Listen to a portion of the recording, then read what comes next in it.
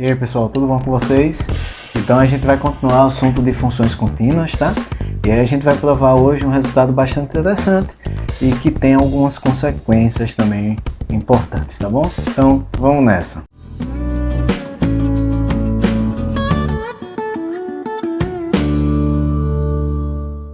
Bem pessoal, sem muita demora, tá?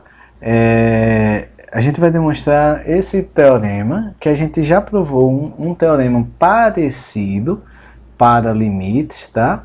E agora a gente vai fazer esse teorema. Na verdade a gente tem alguns teoremas, vocês vão ver nessa parte de continuidade, que são parecidos com alguns teoremas que a gente provou para limites, tá? Tanto são parecidos e as demonstrações também são tão iguais que eu vou deixar algumas para vocês fazerem, tá? Essa daqui é a primeira. Eu vou fazer, né? Não vou começar o capítulo, né, sem demonstrar o primeiro resultado, tá bom? Então, o teorema diz o seguinte: sejam f e g duas funções contínuas em um ponto A do domínio. Né? As duas funções estão definidas no mesmo domínio x, tá?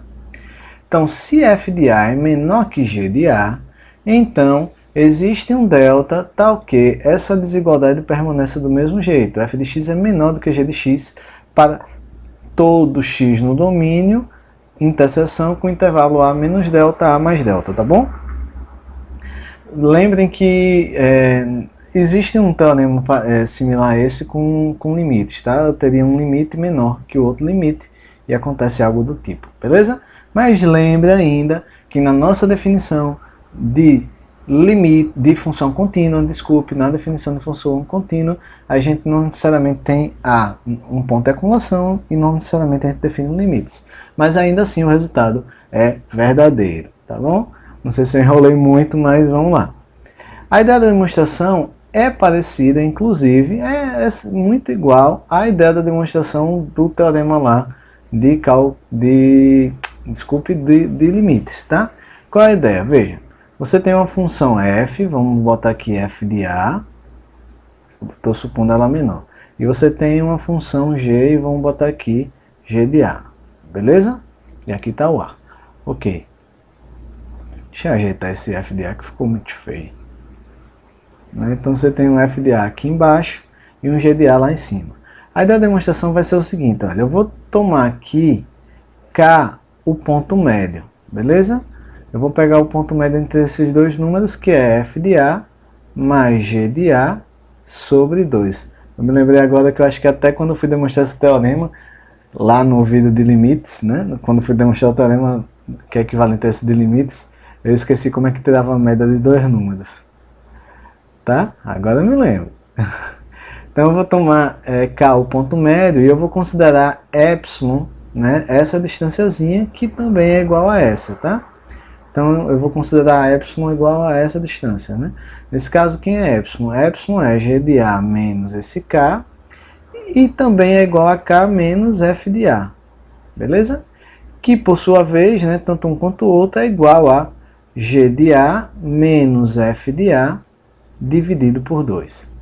E aí, pela hipótese de tanto a f quanto a g serem contínuas em A, isso significa que vai existir um delta1 para a f, de maneira que se x está aqui no meio, a f de x tem que estar daqui assim até o k, beleza? O f de x tem que estar no máximo até o k, beleza? Se o x está aqui, o f de x vai estar no máximo aqui até o k. Mas vai existir um delta2, eu botei maior, mas poderia ser menor, tá? Vai existir um delta2, tá ok? Se o x está aqui nesse intervalo centrado em A de raio delta2, então a g de x vai estar de cá para cima, tá? Vai estar de cá para cima, né? Porque vai ser g de A menos epsilon que dá k. G de A mais epsilon que vai lá para cima. De qualquer forma, o que acontece é o seguinte. Quando eu pego um x no menor dos dois intervalos aqui, eu pego x no menor dos dois intervalos. Então tem que valer as duas coisas.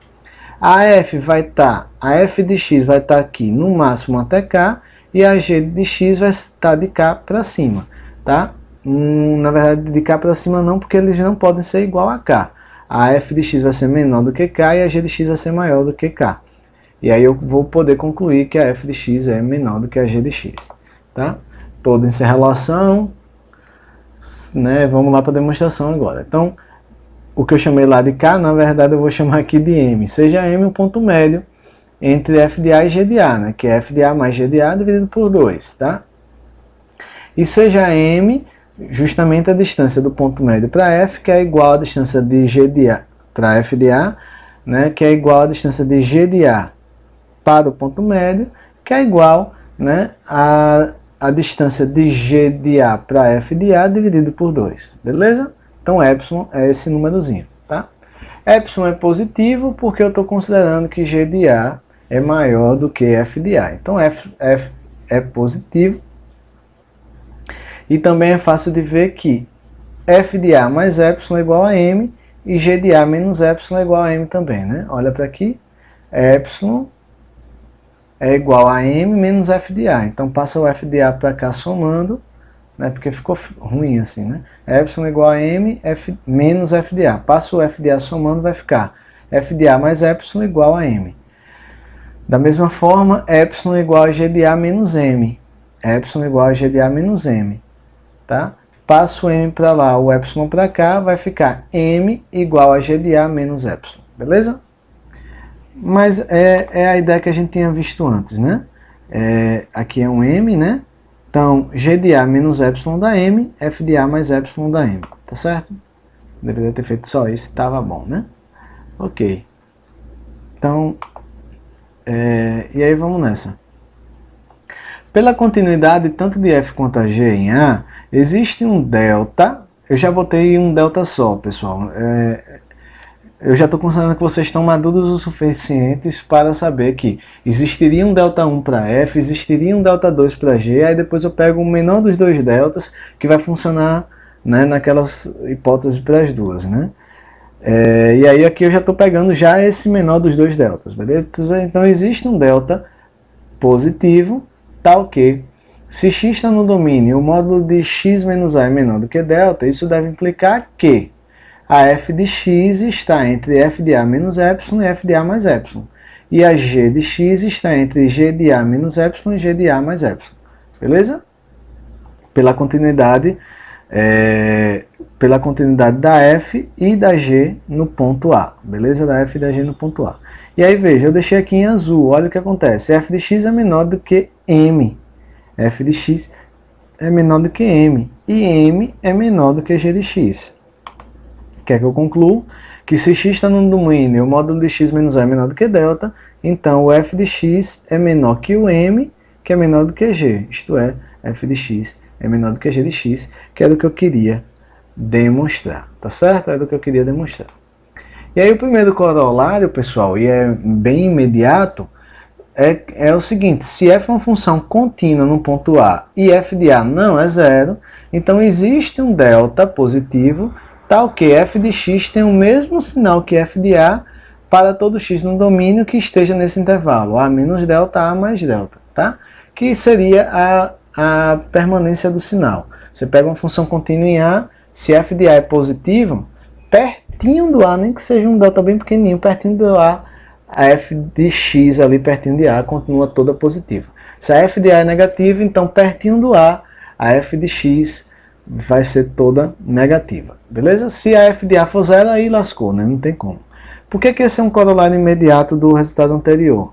Veja, porque lá garantiu o seguinte: se a f de A é menor que a g de A, então a gente garante um intervalozinho de maneira que a f de x continua menor que a g de x. Era isso que o teorema garantia, beleza? Bem, para estabelecer isso daí da permanência do sinal, bem, aí você vai ver, né, se você tem a função positiva ou negativa, mas de qualquer forma, basta considerar uma das duas funções identicamente nula. Ou seja, por exemplo, se a f de A é negativa, eu posso considerar g, a função identicamente nula, e aí, pelo teorema anterior, existe um intervalozinho centrado em A, tal que para todo x no domínio que esteja nesse intervalo, tá? Deve valer o quê? Deve valer f de x menor que g de x. Só que eu estou considerando a g de x identicamente nula. Então eu vou ter que para todo x no domínio que satisfaça isso, né? Para todo x no domínio que satisfaça isso aqui deve acontecer, ou seja, f de x continua negativo ali, pertinho do A, se a f de A for negativa. Se a f de A for positiva, né, aí no caso no teorema seria a g, né, e aí você anularia a f, beleza? Eu espero que eu tenha sido claro. Às vezes eu acho que eu explico demais e acaba que atrapalha, né, eu repito demais a mesma coisa, e às vezes eu fico com a impressão que atrapalha. Vamos seguir, tá bom? Vamos seguir. E aí um próximo corolário, tá pessoal? Eu devo encerrar esse vídeo nesse corolário. Esse corolário a gente vai utilizar ele lá quando a gente for demonstrar, se eu não me engano, é o teorema do valor intermediário, se não me falha a memória. Tá? Já tem um tempão que eu digitei essa nota de aula, então eu não lembro tudo de cabeça, mas eu acho que é lá para o teorema do valor intermediário que a gente usa ele, tá? Se eu não estiver enganado. Se não for no teorema do valor intermediário, é algum teorema perto do teorema do valor intermediário, tá certo? Então, sejam f e g duas funções contínuas com domínio x, né? Quando eu digo que elas são contínuas em todos os pontos dos seus domínios, que nesse caso os domínios é x, tá? E aí preste atenção, pessoal, eu vou considerar aqui dois conjuntos. O conjunto y de todos os pontos do domínio, y é um subconjunto do domínio. Todos os pontos do domínio, tais que a f de x é menor do que a g de x.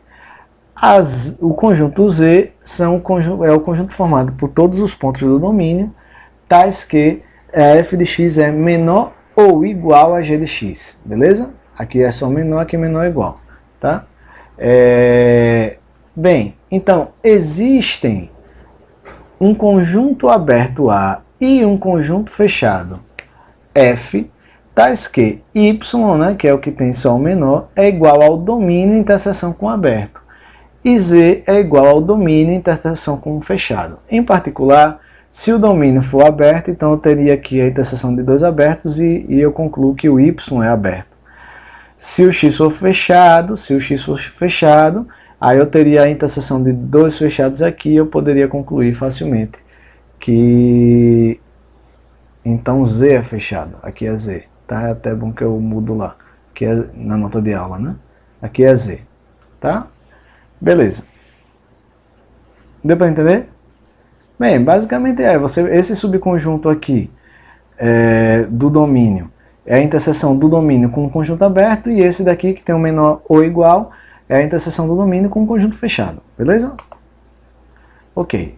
A questão é construir esses conjuntos abertos, né, e fechado de maneira que a interseção dê certinho o que eu quero, beleza? Tá. É um corolário do teorema 3.6, tá? Então, para cada y em y, lembre que se eu digo que y está y, isso quer dizer que a f de y é menor que a g de y, tá? Por definição do y, tá? Quem é y? É o conjunto de todos os pontos do domínio, tal que f de x é menor do que g de x, beleza? Esse é o conjunto y, não esqueça. Menor. Tá. Então, pelo teorema, o que acontece? Se eu pego um cara nesse conjunto y, f de y, né, se eu pego um cara aqui, eu vou ter que f de y é menor do que g de y. Mas a gente sabe que a f e a g são contínuas em todos os pontos do domínio. Então, elas são contínuas nesse ponto y.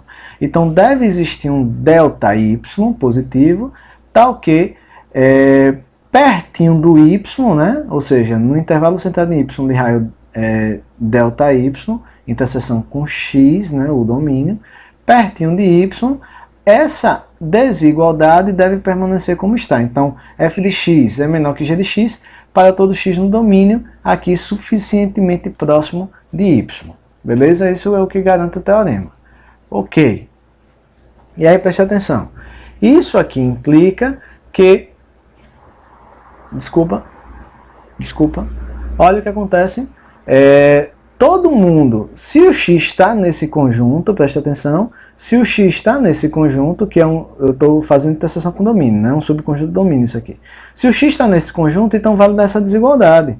Mas se vale essa igualdade, então o x está em y. Beleza? O que é que eu concluo? Que todo mundo desse conjunto está em y. Beleza? Todo mundo dessa interseção está em y. Tá certo? Repetindo. Todo mundo desse conjunto, se x está nesse conjunto, então f de x é menor do que y. Mas se f de x é menor do que y, então x está no y. Então todo mundo dessa interseção está no y, isto é, a interseção está contida no y. Beleza. Aí só para facilitar minha notação, tá, minha gente? Eu vou chamar esse intervalozinho aqui, esse intervalozinho de IY. Esse intervalozinho de IY. Então o que é que eu concluo? Que, bem, claro, eu sei que y pertence a x, interseção com y, e eu já provei aqui nessa equação, nessa relação aqui em cima, que esse conjunto aqui está contido no y. Claro que o y está aqui, porque o y está no domínio, e o y é justamente o centro desse intervalo i e y, tá certo? Então o y está nesse cara, e esse cara está contido em y por essa relação aqui em cima. E isso vale para todo y em y, tá? Todo yzinho no conjunto y, tá? E aí o que acontece?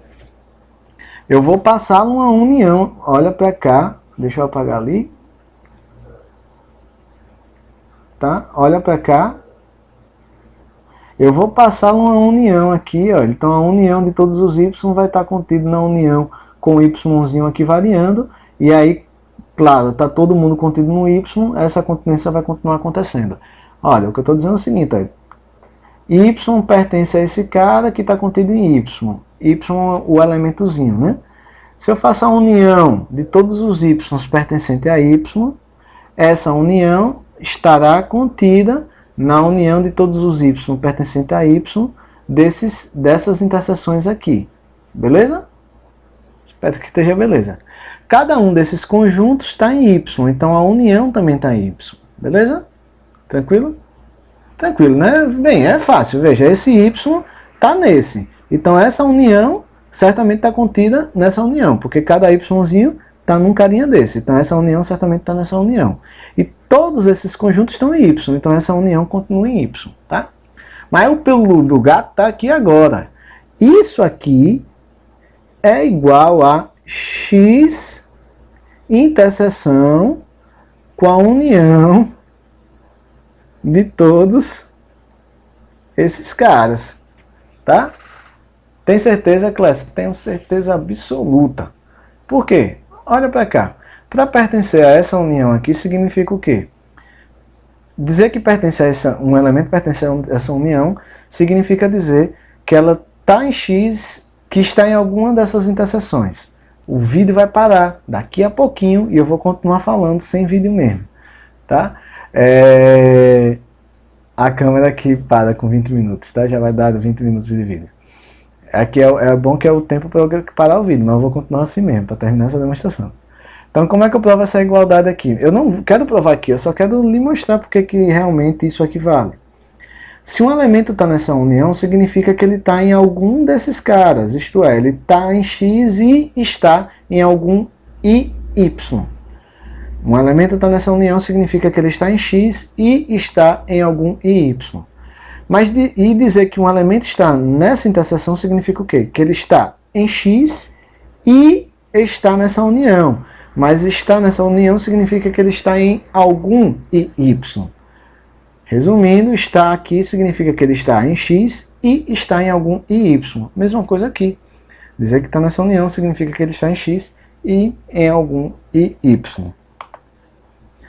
Bem, então, voltando ali, olha, presta atenção, pessoal. Isso aqui, olha, é igual a x interseção com a união de todos os iy. E isso vai estar contido no conjunto y, não varia.